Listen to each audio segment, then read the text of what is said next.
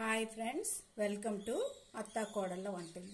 ఈరోజు మనం పూజలు చేసేటప్పుడు ప్రసాదాలు చేస్తాం కదా, దానికోసం ఎప్పుడు చేసేటట్టు రైస్తో కాకుండా రవ్వతో పులిహోర చేసుకుందాం. చాలా బాగుంటుంది. వరి నూకుంటుంది కదా, బియ్యం రవ్వ. ఈ రవ్వ ఎలా చేయాలో కూడా మన వీడియోలో ఉంటుంది, చూడండి, పాత ఉంటాయి. ఇది ఒక కప్పు తీసుకున్నాను. ఇదే కప్పుతో 2 గ్లాసులు వాటర్ వేసుకోవాలి. మీరు దేంతో రవ్వ తీసుకుంటే దాంతో 1:2 వేసుకోండి, చాలా బాగా వస్తుంది. దీంట్లో మనం టేస్ట్కి తగినంత సాల్ట్ వేసుకోండి. అలాగే 1 స్పూను ఆయిల్ వేసుకోండి. ఎక్కువ రవ్వ తీసుకుంటే 2 స్పూన్లు వేసుకోండి, కొంచెం అయితే 1 స్పూన్ ఆయిల్ సరిపోతుంది. ఇందులోనే మనం పసుపు కూడా వేసుకుందాం. 1/2 స్పూను మనం తీసుకునే రవ్వ బట్టి వేసుకోండి. చాలా ఈజీ. ఈ వాటర్ కొంచెం బాగా మరగాలి. మూత పెట్టుకుందాం.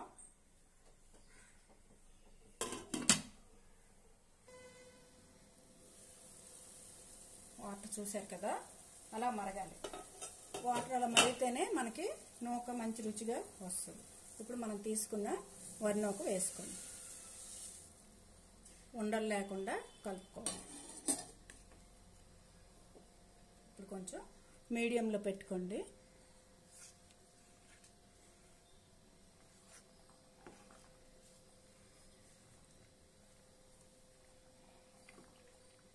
ఇలాగా దగ్గర పడి వరకు కలుపుకొని మూత పెట్టి ఒక 5 నిమిషాలు సిమ్లో పెట్టుకుంటే మనకి పొడి పొడిగా రవ్వ తయారవుతుంది.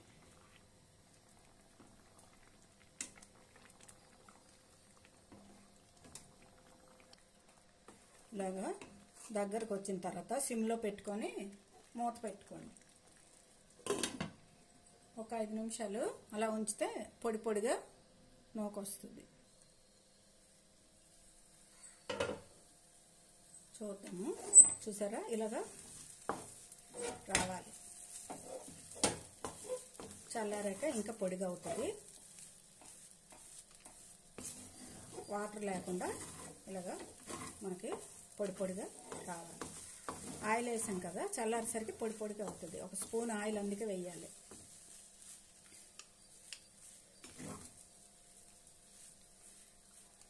ఇది పక్కన పెట్టుకొని పోపు వేసుకుందాం.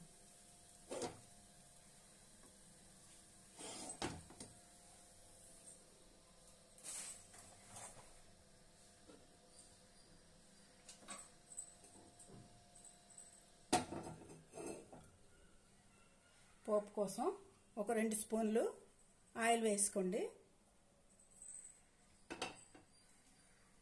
ఆయిల్ వేడెక్కాలి.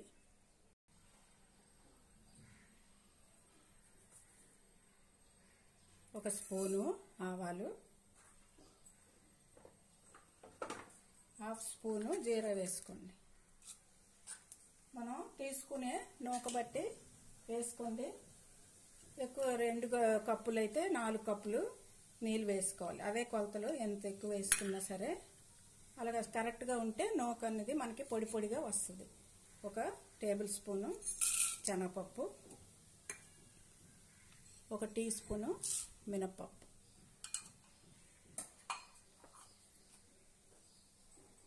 5-10 నుండి ఎన్ని కావాలంటే అన్ని జీడిపప్పు వేసుకోండి, బాగుంటుంది. ఇవి కొంచెం బ్రౌన్ కలర్ వచ్చే వరకు వేయించుకోవాలి. ఆవాలు చిటపట్లు ఆడుతున్నాయి కదా, ఇప్పుడు అల్లం తరుగు చాలా బాగుంటుంది రవ్వ ఉప్మా. ఇది రవ్వ పులిహోరకి 1 స్పూను చిన్న చిన్న ముక్కలుగా కోసి వేసుకోండి, లేకపోతే ఇలాగ తురుముకోండి. 3 పచ్చిమిర్చి, ఎండుమిర్చి, పచ్చిమిర్చి మీ దగ్గర ఏది ఉంటే అది వేసుకోండి. ఎండుమిర్చి అయితే టేస్ట్ బాగుంటుంది. ఇది పుదీనా, కొత్తిమీర ఏది ఉన్నా కూడా కొంచెం ఫ్లేవర్ బాగుంటుంది, చాలా టేస్ట్ వస్తుంది. ఇలాగా పోపు ఎర్రగా వేయించుకుంటే బాగుంటుంది. అన్నీ వేగాయి. ఇప్పుడు కొంచెం ఇంగు వేసుకుందాం.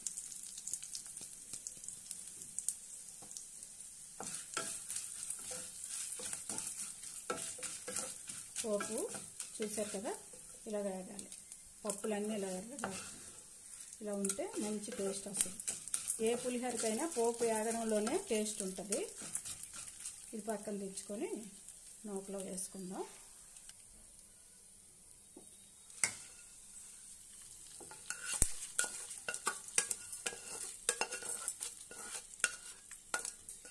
అల్లం తరుగు ఎక్కువ వేగక్కర్లేదు, దాని ఫ్లేవర్ అంతా ఈ నూకకి పడుతుంది.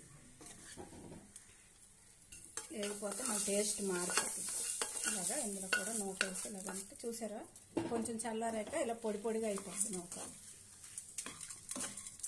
వరి నూకతో ఎన్ని రకాలు చేసుకోవచ్చు, మన వీడియోలో ఉంటాయి చూడండి. ఇది ఒక ప్రసాదం, ఏ పూజలకైనా మనం పెట్టుకోవచ్చు, వరలక్ష్మి వ్రతాలకనే కాదు. వినాయక చవితి అప్పుడు కూడా పులిహోరలు చేస్తాం కదా, అప్పుడు కూడా మనం ఈ రవ్వ పులిహోర పెట్టుకోవచ్చు. బాగా కలుపుకున్నాక ఈ రవ్వకి ఒక చిన్న నిమ్మకాయ నేను తీసుకున్నాను, ఈ సైజు ఒక నిమ్మకాయ పడుతుంది. 2 చెక్కలు పిండుకుందాం.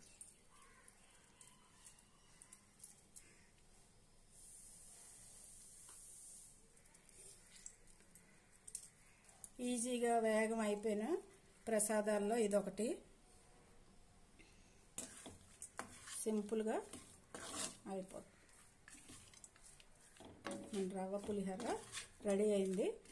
పొయ్యి ఆపిసిన తర్వాతే మనం ఈ పోపు ఈ నిమ్మకాయ కలుపుకోవాలి. ఇప్పుడు మనం డిష్ అవుట్ చేసుకుందాం. చూసారు కదా, ఇలాగా ఈజీగా ఉండే ప్రసాదాలు చేసుకుంటే మనకు వేగం టైం సేవ్ అవుతుంది, పని కూడా తగ్గుతుంది. ఈ వీడియో మీకు నచ్చినట్లయితే షేర్ చేయండి, లైక్ చేయండి. కొత్తగా చూసేవారైతే సబ్స్క్రైబ్ చేసుకోండి. నెక్స్ట్ వీడియోలు కూడా మీకు వస్తాయి. ఇది మీరు కూడా ఇంట్లో ట్రై చేసి మీకు ఎలా వచ్చిందో కామెంట్ బాక్స్లో పెడతారని అనుకుంటున్నాను. Okay, thank you for watching.